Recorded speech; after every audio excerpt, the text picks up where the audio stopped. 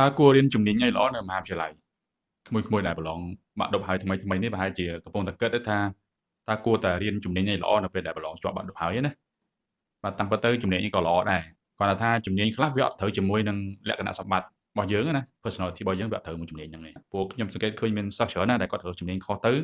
ចុងក្រោយគាត់ខាតពេលវេលាខាត់ទាំងលុយហើយគាត់ទៅធ្វើការជំនាញផ្សេងដែលមិនមែនជាជំនាញដែលគាត់រៀននៅមហាវិទ្យាល័យហ្នឹងទេបាទអញ្ចឹងខ្ញុំអាចចូលរួមជាបទពិសោធន៍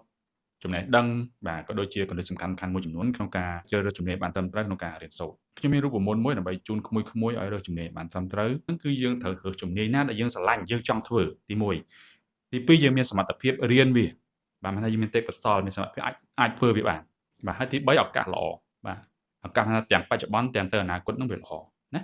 ហ្នឹងយើងរើសជំនាញហ្នឹងចោះយើងជៀសវាងរើសជំនាញតាមមិត្តភ័ក្តិរបស់យើងតាមជំនាញដែលមានប្រជាប្រិយខ្ពស់ជំនាញដែលមានមនុស្សរៀនច្រើនឬក៏ជំនាញដែលឪពុកម្ដាយយើងបង្ខំឲ្យរៀនហើយបើសិនជាបងប្អូនជាឪពុកម្ដាយហើយចង់ឲ្យកូនរៀនជំនាញណាមួយសូមបងប្អូនពិភាក្សា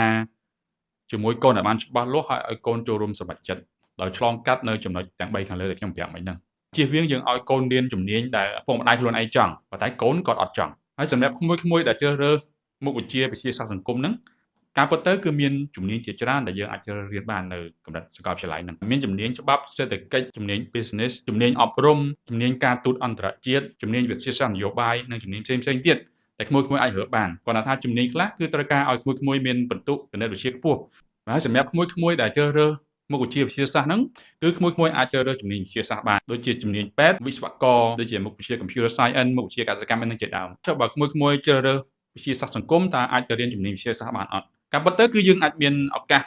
អាចទៅរៀនកម្មមុខវិជ្ជាវិទ្យាសាស្ត្របានដែរបើសិនជាក្មួយៗបានបន្ទុកគណិតវិទ្យាខ្ពស់ហើយក្មួយៗរៀនបានបន្ទុកខ្ពស់នៅថ្នាក់មូលដ្ឋានមិនថាឆ្នាំទី1ទេណាបាទបើយើងអាចរៀនបានបន្ទុកខ្ពស់ហើយអញ្ចឹងមានសាលាខ្លះគេទទួលឲ្យយើងរៀនមុខវិជ្ជាវិទ្យាសាស្ត្របានដែរហើយសម្រាប់ក្មួយៗដែលរើសមុខវិជ្ជាវិទ្យាសាស្ត្រក៏អាចរៀនមុខវិជ្ជាវិទ្យាសាស្ត្រសង្គមបានដូចគ្នាចំណុចមួយទៀតតកតទៅនឹងក្មួយៗដែលបាននិទេសល្អគឺក្មួយៗអាចដាក់ពាក្យស្នើសុំអាហារូបករណ៍នៅតាមបណ្ដាសាកលវិទ្យាល័យល្បីៗដែលក្មួយៗចង់ទៅរៀនឬក៏យើងអាចព្យាយាមដាក់ពាក្យអាហារូបករណ៍ទៅរៀននៅបរទេសក៏បានដែរព្រោះតាមតែខ្ញុំដឹងសម្រាប់អាហារូបករណ៍ថ្នាក់កម្រិតបរិញ្ញាបត្រនេះគឺមាន2ប្រទេសដែលផ្ដល់ឲ្យប្រទេសកម្ពុជាយើងគឺមានអាហារូបករណ៍របស់ប្រទេសសិង្ហបុរីហើយនិងអាហារូបករណ៍របស់ប្រទេសជប៉ុនបាទចឹងក្មួយៗអាច search ក្នុងអ៊ីនធឺណិតដើម្បីស្វែងរកព័ត៌មានបន្ថែមទាក់ទងនឹងអាហារូបករណ៍ហ្នឹងទៅហើយសម្រាប់ក្មួយៗដែលមានចំណាប់អារម្មណ៍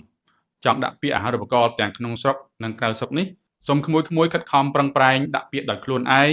ខិតខំរៀនសូត្របន្ថែមរៀនបំពន់ដោយខ្លួនឯងជៀសវាងចំណាយលុយមិនចាំបាច់